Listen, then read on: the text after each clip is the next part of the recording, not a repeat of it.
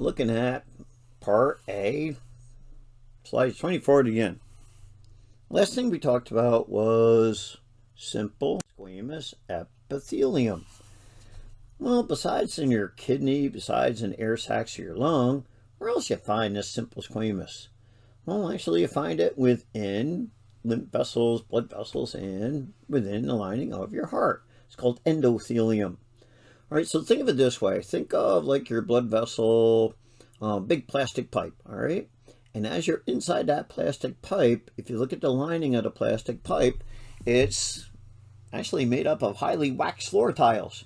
And those highly waxed, slippery floor tiles would be your endothelium. And what that does is it discourages platelets, red blood cells, white cells from sticking inside of your blood vessels. Mesothelium, you'll find those in the serous membranes within the ventral body cavity. All right, come on, make me proud of you. Here we go. What is the name of the serous membrane that covers the lung? Come on, starts with a P. Al, come on. Pleural membrane. What's the name of the serous membrane that covers the heart? Remember, your heart beats inside a water balloon. What was that called? Pericardial membrane. There you go. What was the one for the abdomen? Come on. P-E-R. Peritoneal. There we go. That serous membrane is made up of what? Two parts. So like the pleural membrane. Pleural membrane of the lungs made up of what? Two membranes. Come on, what's the membrane that sticks to the chest wall? Parietal pleura. What's the membrane that sticks to the surface of the lung? Come on, it starts with a V. Visceral pleura. There you go. Now, we had simple squamous epithelium. Now, here's the next one. It's called simple cuboidal. Single layer of cube-shaped cells. Secrete, absorb.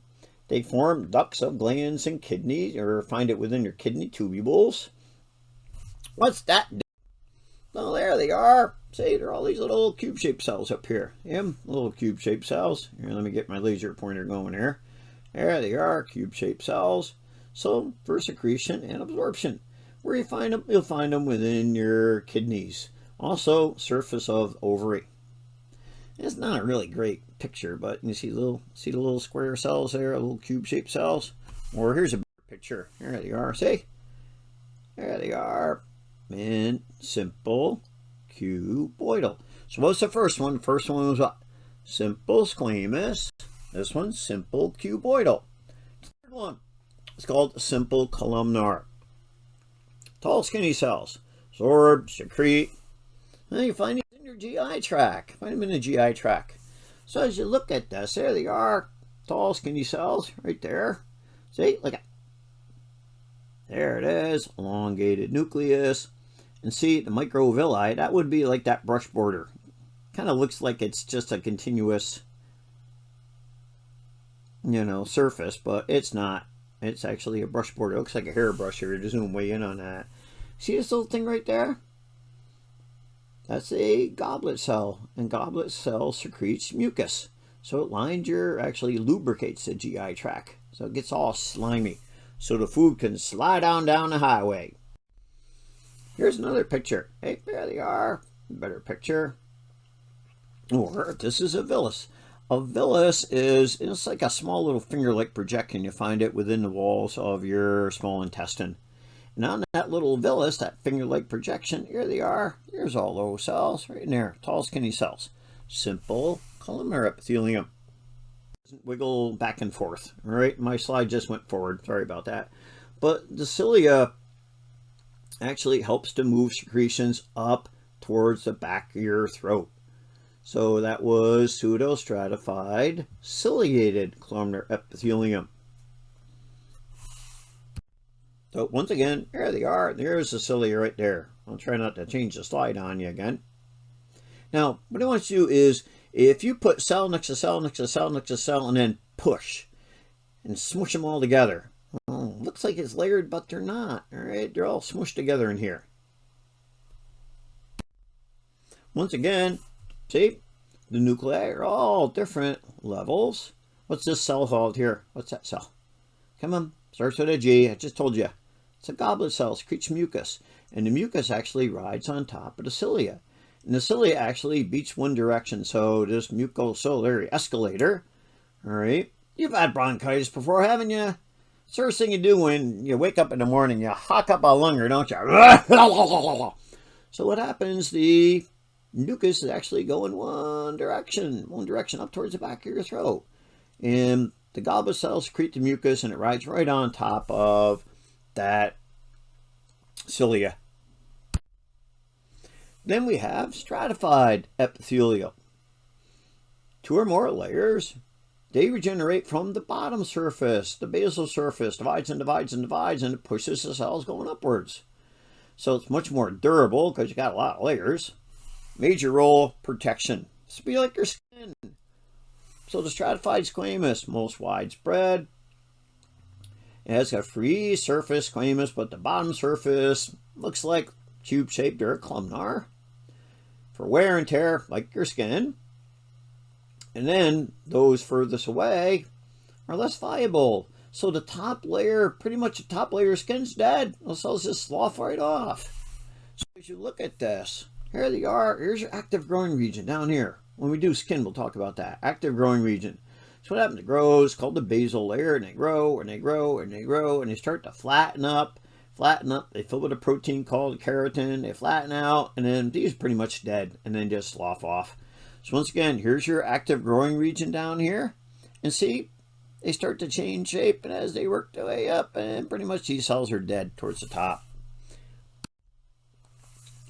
Once again, here's the active growing region called the basal layer, and it grows and grows and grows and grows and grows and pushes up towards the top.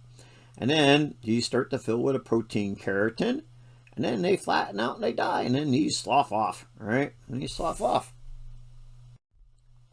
Transitional epithelium. Transitional epithelium, this is sometimes called uroepithelium, U-R-O, uroepithelium. And where are you going to find this? Urinary organs. You'll find it within your bladder. You'll find it within your ureter. Your ureter transports urine from your kidney down to your bladder.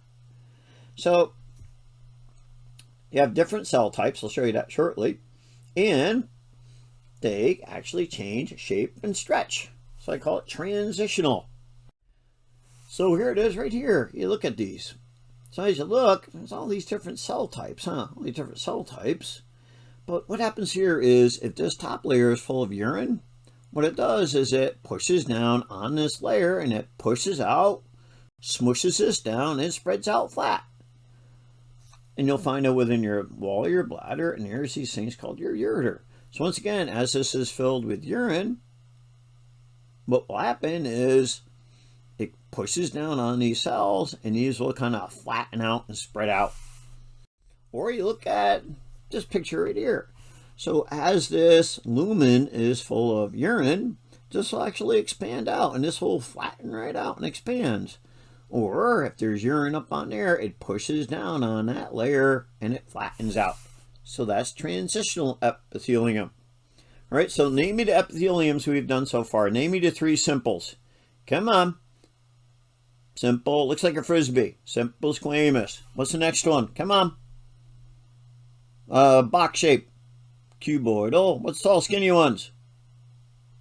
Columnar. So, got the 3 simples. And what's the one with the hairs on it? Looks like it's, kind of looks like it's layered, but it's not. Pseudo something. Pseudo stratified ciliated columnar epithelium. Yep, got that one. What's the one that makes up your skin? Stratified squamous. And then what was this one called? What's this? What's this one called over here? What's that? What's that one called? And that is your, come on, transitional epithelium. There you go. So, glandular epithelium, obviously these are going to be found in a gland. And 1 or more cells, they make and secrete. What's aqueous mean, guys? It's aqueous fluid. Watery fluid called secretion. So it's classified by the product it release. Is it endocrine? So site of the product they release, site. Endocrine. Endocrine meaning secreting in the body tissues. Exocrine, meaning secretes to a body surface inside and out. So it'd be like your sweat glands, for instance, oil secreting glands to your skin.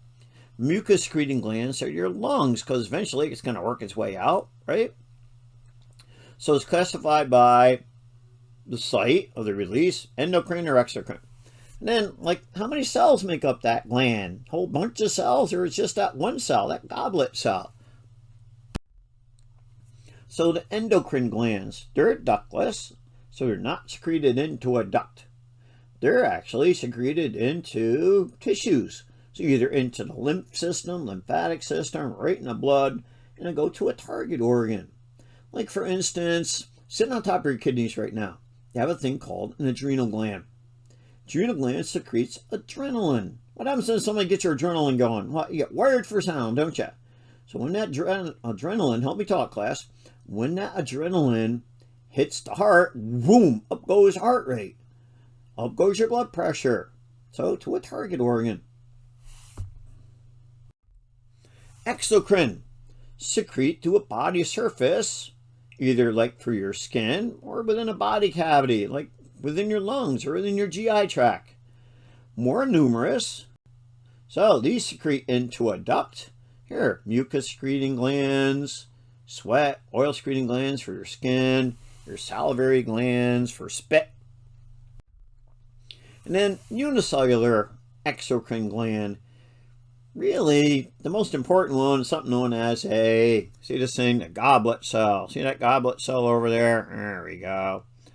So the only important unicellular, they're mucus cells, but also goblet cell. Where are you going to find these? Well, found in linings of your GI tract, respiratory tract. They produce mucin. When that mucin dissolves in water, it's called what? Mucus. All right, mucus. All right, what's green that hangs from trees? Giraffe snot. What's green that flies over Germany? Nazis. What's green that skates on the ice? Peggy Phlegm. Yeah, good crowd, good crowd. Hey, wake up over there. Hey, you in the back, wake up. Here it is. Looks like a shoe, doesn't it? But it's not a shoe, class. It's a goblet cell. So here's all that mucin. And when it's secreted, it helps to lubricate your GI tract. Here's a great picture of the microvilli. Remember that brush border? It looks like a little hairbrush, doesn't it? Doesn't it look like a hairbrush? I think it looks like a hairbrush. So there you go. And helps to lubricate your GI tract. Alrighty then.